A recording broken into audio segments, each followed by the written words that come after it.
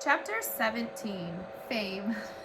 The birds soon became so famous that whenever it was known that the Popper performing penguins were to appear at any theater, the crowds would stand in line for half a mile down the street waiting their turn to buy tickets. The other actors on the program were not always so pleased, however. Once, in Minneapolis, a celebrated lady opera singer got very much annoyed when she heard that the Popper penguins were to appear on the same program. In fact, she refused to go on the stage unless the penguins were put away. So, the stagehands helped Mr. and Mrs. Popper and the children get the birds off the stage and downstairs to a basement under the stage, while the manager guarded the stage entrance to make sure that the penguins did not get past. Down in the basement, the birds soon discovered another little flight of steps going up, and in another minute, the audience was shrieking with laughter as the penguins' heads suddenly appeared, one by one, in the orchestra pit where the musicians were playing.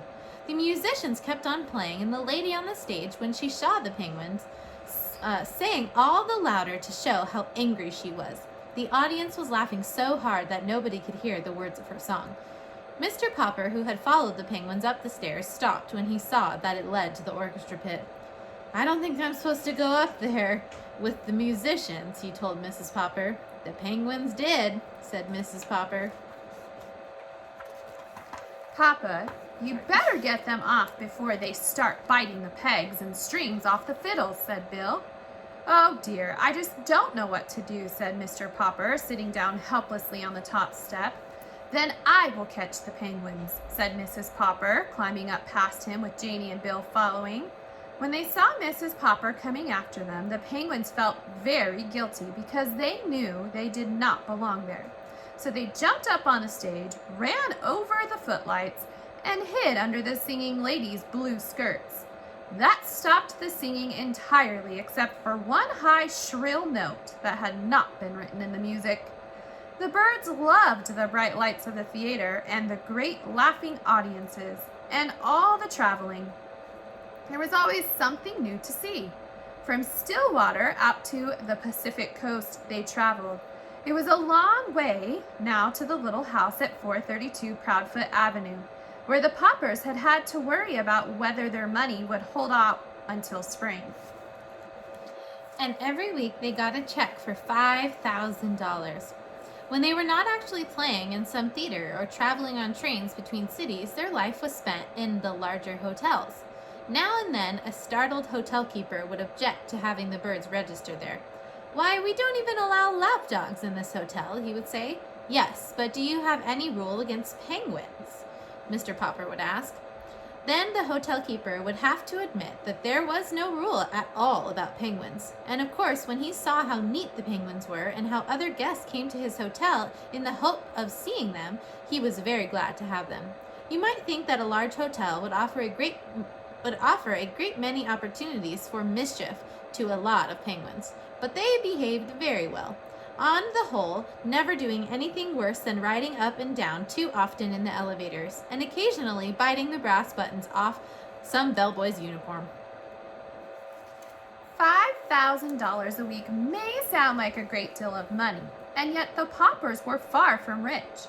It was quite expensive to live in grand hotels and travel about town in taxi cabs.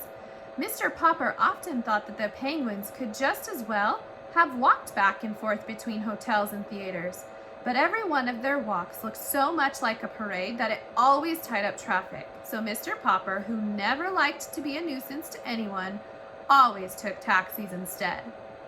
It was expensive to have huge cakes of ice brought up to their hotel rooms to cool the penguins. The bills in the fine restaurants where the Poppers often took their meals were often dreadfully high. Fortunately, however, the penguins' food had stopped being an expense to them. On the road, they had to give up having tank cars of live fish shipped to them because it was so hard to get deliveries on time. So they went back to feeding the birds on canned shrimps. This cost them absolutely nothing, for Mr. Popper had written a testimonial saying, "Popper's performing penguins thrive on Owen's oceanic shrimp." This statement with a picture of the 12 penguins was printed on all the leading magazines, and the Owens Oceanic Shrimp Company gave Mr. Popper an order that was good for 3 free cans of shrimps at any grocery store anywhere in the country. Several other companies, such as the Great Western Spinach Growers Association and the Energetic Breakfast Oats Company, wanted him to recommend their products too, and offered him large sums of cash. But the penguins simply refused to eat spinach or oats, and Mr. Popper was much too honest to say they would, even though he knew the money would come in handy. From the Pacific coast, they turned east again to cross the continent. They had time enough on this brief tour to touch only the larger cities. After Minneapolis, they played Milwaukee, Chicago, Detroit, Cleveland, and Philadelphia. Wherever they went, their reputation traveled ahead of them. When early in April they reached Boston, huge crowds awaited them in the railway station. Up to now, it had not been too difficult to keep the penguins comfortable. But a warm spring wind was blowing across Boston. Common, and at the hotel, Mr. Popper had to have the ice brought up to his room in 1,000-pound cakes. He was glad that the 10-week contract was almost up, and that the next week, when the birds were to appear in New York, was the last. Already Mr. Greenbaum was writing about a new contract.